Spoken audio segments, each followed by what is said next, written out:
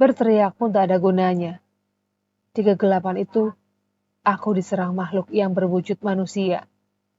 Hanya saja tubuhnya sudah hancur dan baunya benar-benar menjijikan.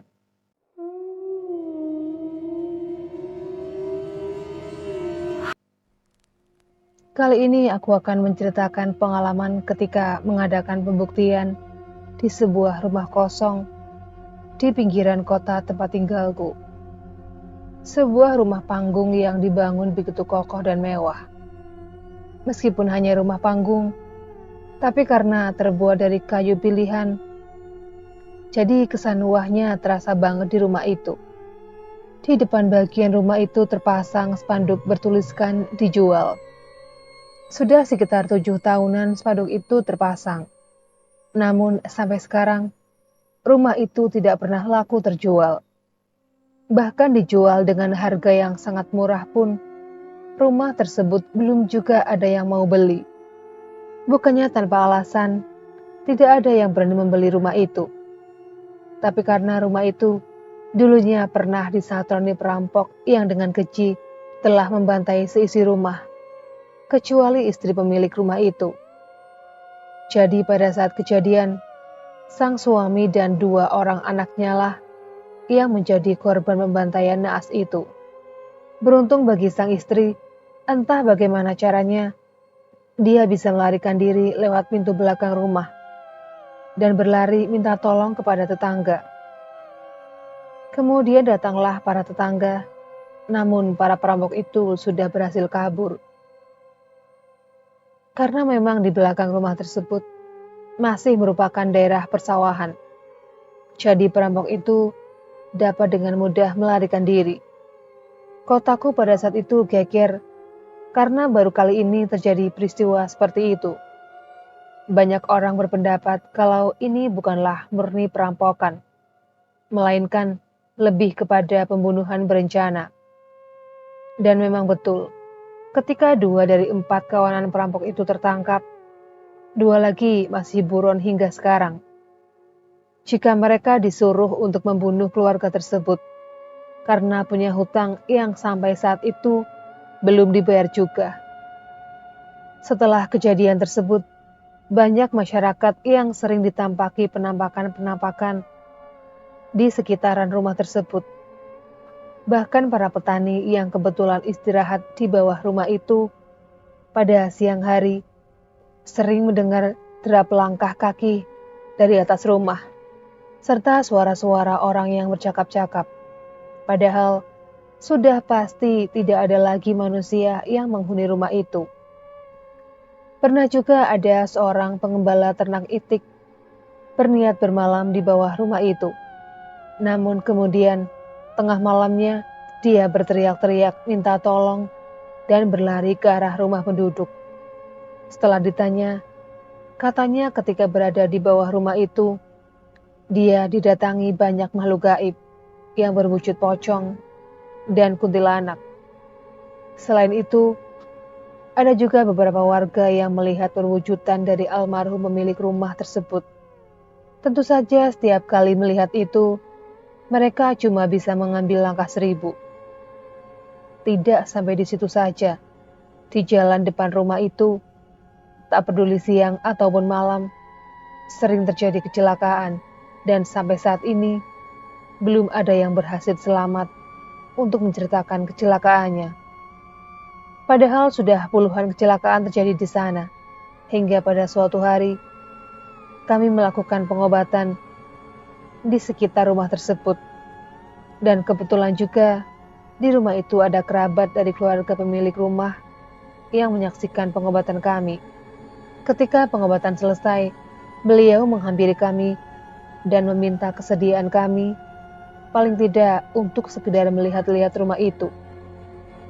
Tentu saja kami menyanggupinya, karena memang sebenarnya rumah itu ingin kami kunjungi dari dulu. Hanya saja kami tidak tahu sang pemilik rumah. Jadi kami tidak punya izin untuk memeriksa rumah itu. Singkat cerita, pada malam yang telah kami tentukan, kami yang kala itu berjumlah sekitar 10 orang mengunjungi rumah tersebut. Maklumlah, banyak yang ikut karena rumah itu terkenal angker. Tapi sebelumnya, kami ke rumah Bapak Ahmad dulu. Bapak yang mengajak kami ke rumah itu, karena beliau juga yang memegang kunci rumah itu. Pak Ahmad menyebut kami dan mengantar kami ke rumah itu. Baru saja pintu pagar depan halaman rumah tersebut terbuka, kami sudah disambut dengan serangan yang sangat besar, yang membuat beberapa dari kami mental, dan akhirnya perlahan kami pun saling tindih di depan pintu pagar halaman rumah itu. Beruntung tidak ada yang terluka parah kala itu. Kami pun segera bangkit dan lebih waspada lagi. Akhirnya, kami tahu asal dari serangan tersebut. Rupanya di depan tangga rumah itu ada sebuah nisan kecil, dan dari sanalah serangan itu berasal. Dengan menggunakan mata batin, kami dapat melihat kobaran api yang sangat besar dari dalam tanah di tempat nisan itu berada. Saat itu tim kami terbagi menjadi 2 kelompok. Satu kelompok di bawah dan satu lagi di atas rumah. Kebetulan kala itu aku memilih untuk ke atas rumah. Ketika pintu rumah terbuka, kami langsung berada di kegelapan total. Tapi bukan kegelapan karena tidak ada cahaya, melainkan kegelapan karena kami memasuki dunia lain. Bahkan aku kehilangan teman-temanku. Dan menurut penuturan teman-temanku yang lain, mereka juga tak dapat melihat atau menemukan siapapun di atas rumah. Padahal kala itu, aku dan 4 orang temanku naik ke atas rumah itu. Berteriak pun tak ada gunanya. Di kegelapan itu, aku diserang makhluk yang berwujud manusia. Hanya saja tubuhnya sudah hancur dan baunya benar-benar menjijikan. Aku tahu itu hanya perwujudan saja. Namun, aku benar-benar tak bisa menahan perasaan ingin muntah. Jadilah aku tak bisa meladeni serangan-serangannya. Kondisi itu membuatku kelimpungan dan lebih banyak menghindar.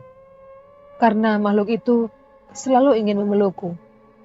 Keadaan ini berlangsung kurang lebih selama 2 jam.